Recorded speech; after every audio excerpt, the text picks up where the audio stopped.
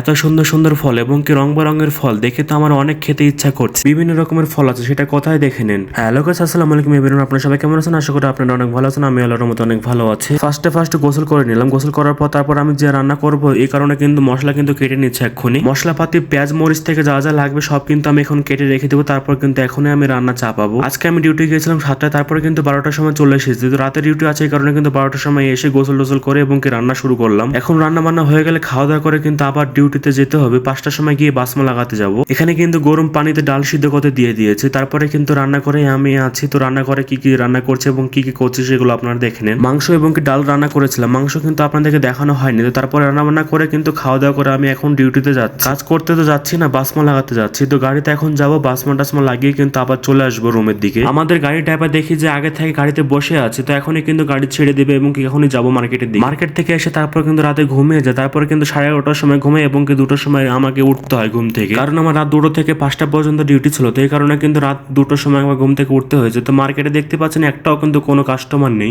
এত গভীর রাতে তো কাস্টমার থাকার একদমই কথাই নয়। মার্কেটের ভিতরে কিন্তু আমি হাঁটতে হাঁটতে যাচ্ছি। তো মার্কেটের ভিতরে কিন্তু এখন আমি পৌঁছাইনি। তো মার্কেটের ভিতরে গেলে দেখতে পারবে। মার্কেটে চলে আসার পর কাজ শুরু করে দিয়েছে। আজকে মার্কেটে কাজ ছিল ফল ফুলের শাকসবজি থেকে অনেক কিছু। এক মাসে কত টাকা বিক্রি হলো এবং কি লস হলো সেই হিসাবটা কিন্তু আজকে হচ্ছে। এই কারণে কিন্তু মার্কেটে এইটুকু কাজ।